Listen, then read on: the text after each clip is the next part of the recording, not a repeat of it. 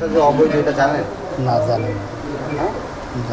জানলে কি আর এনে ফাইসা যেতাম?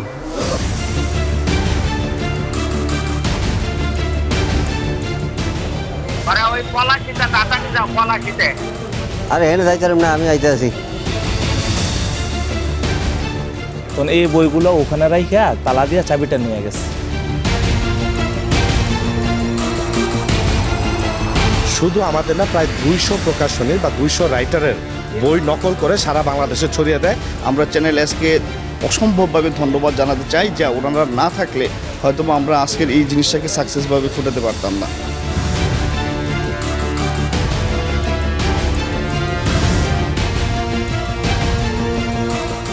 গেল বুধবার, ঘড়ির কাঁটায় তখন সন্ধ্যা 7টা। চ্যানেল এস এর কে শুনে কার কথা টিমের কাছে তথ্য আসে রাজধানীর রায়ের বাজার এলাকা থেকে একটি নকল বইয়ের চালান দেশের বিভিন্ন জেলায় ছড়িয়ে দিতে কাটাবন এলাকায় পৌঁছেছে। তাৎক্ষণিক কে শুনে কার কথা টিম বেরিয়ে পড়ে এর সত্য উদ্ঘাটনে।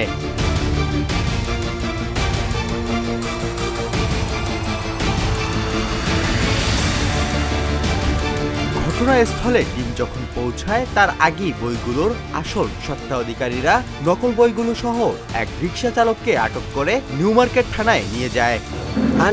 আমি তো রিক্সা দিয়ে তেমন আনি না, আনে ব্যান দিয়া। হ্যাঁ, পরশুদিন ওই কম যদি হয় তাহলে আমি আসি, আর যদি বেশি হয় তাহলে ব্যান দিয়ে আসে।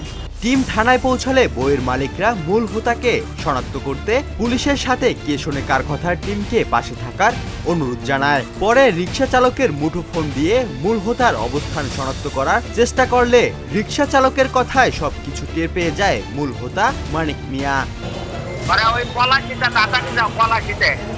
আরে এনে যাইতাম না, আমি আইতে আছি। কারখানা আইতে আছি।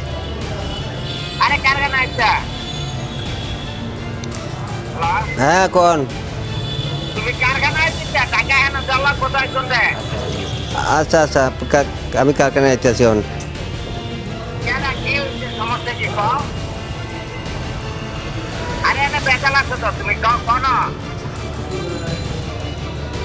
হ্যাঁ, কোন?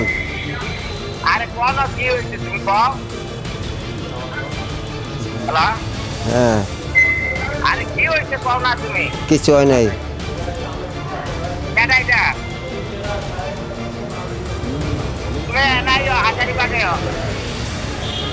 আচ্ছা। টের পেয়ে তার মুঠোফোন বন্ধ করে দিলে রিক্সা চালকের তথ্য অনুযায়ী টিম বেরিয়ে পড়ে পুলিশের সাথে অভিযানে। রায়ের বাজার এলাকা হাজারীবাগ থানার আওতাধীন থাকায় প্রথমেই আভিযানিক দল যায় হাজারীবাগ থানায়। সেখান থেকে পুলিশের আরো একটি ইউনিট নিয়ে বেরিয়ে পড়ে মূল হোতা মানিক মিয়ার খোঁজে। অবশেষে রিক্সা চালকের তথ্য অনুযায়ী মানিক মিয়াকে খুঁজে পাওয়া না গেলেও সন্ধান পাওয়া যায় তার নকল বই তৈরির প্রেসের।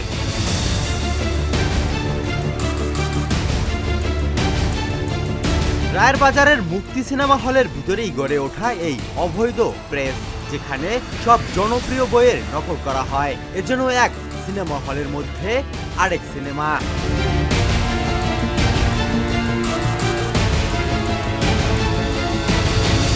অভিযানে গিয়ে তাৎক্ষণিক প্রেসের ভিতরে থাকা 4 জন কর্মচারীকে আটক করে পুলিশ।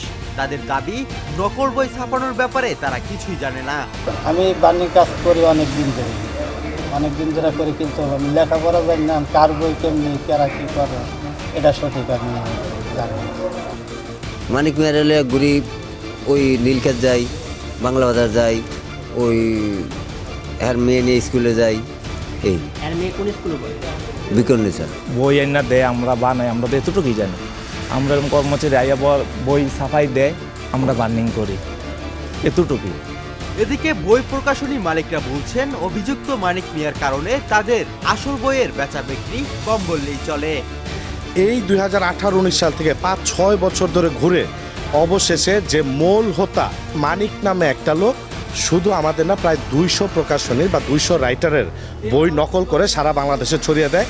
তো প্রায় 7-8 মাস চেষ্টার পর এদেরকে পেছন থেকে ট্রেক করতে করতে 7-8 মাস চেষ্টার পর আজকে আমরা মূল হোতা একদম মূল গোডাউনটা খুঁজে পাইছি, যেখান থেকে তারা বইগুলি সারা দেশে ছড়িয়ে দেয়। আগে আমার যে পরিমাণ বই চলতো এখন দেখা যাচ্ছে তার চেয়ে কম চলে। প্রায় 3-4 কোটি টাকা ক্ষতির সম্মুখীন হয়েছে। প্রায় প্রতি বছর শুধু যদি নকল বই হিসাব করি আমরা প্রায় 40 থেকে 50 হাজারের উপরে শুধু নকল বই সেল হয়। আমাদের বই এখন আর সেল হয় না ভাইয়া। তো স্টুডেন্টরা কিন্তু নর্মালি বুঝতে পারে না যে আসলে কোন বইটা নকল বা অরিজিনাল, কারণ তারা তো অরিজিনাল বইটাকে হাতে পায় না। আমরা এত কষ্ট করে আমাদের এক একটা কন্টেন্ট আমরা ছাত্রছাত্রীদের উপকারের কথা চিন্তা করে আমরা কম্পোজ করি। তো এই কম্পোজগুলো তারা কপিরাইট করে যে কত টাকা আত্মসাৎ করতেছে এবং দেশের কত বড় ক্ষতি করতেছে, এটাই মূল হতে যে মানিক আছে তাকে আসলে আইনের আওতায় আনলে আপনারা জানতে পারবেন। নিউ মার্কেট থানার উপপরিদর্শক ফিরোজ আহমেদ জানান, কপিরাইট আইনে তাদের বিরুদ্ধে আইনানুগ ব্যবস্থা নেওয়া হবে। এই মামলাটা এখনও প্রক্রিয়াধীন এবং আমি এখানে যে মালামাল যেগুলো পেয়েছি অভিযোগের প্রেক্ষিতে সেই মালামালগুলো আমি সব জব্দ করছি। জব্দ করে আমি থানায় নিয়ে যাব। থানায় নিয়ে যাওয়ার পরে যে বাদী আছেন বা প্রকাশনী ভাইরা আছেন তারা মামলা দায়ের করবেন। সেই মামলার প্রেক্ষিতে আইনের প্রক্রিয়া যে কাদের বিরুদ্ধে মামলা করবেন, কয়জনের বিরুদ্ধে মামলা করবেন নাকি অজ্ঞাত মামলা করবেন সেটা আমার অফিসার ইনচার্জ সাহেব জানেন বা বাদী যারা আছেন তারাই জানেন। যে প্রকাশনী যে ভাইরা আছেন তারা বললেন যে তাদের বই সম্পূর্ণ নকল করা হয়েছে বা কপিরাইট করে তারা এখানে সাপ্লাই দিচ্ছে। তো তাদের আসলে আমি যেটা বুঝি যে কপিরাইট আইনে যেটা আছে সেটা হলো যে একজন প্রকাশকের বই আর একজন অনুমোদন ব্যতীত অনুমতি ব্যতীত সেটা নকল করা অপরাধ। তো সেই আইনি প্রক্রিয়া যেটা আছে সেটা তাদের বিরুদ্ধে অ্যাকশন নেওয়া হবে। লেখকদের ক্ষতি এড়াতে এসব নকল প্রেস বন্ধের দাবি লেখক সহ প্রকাশনীদের।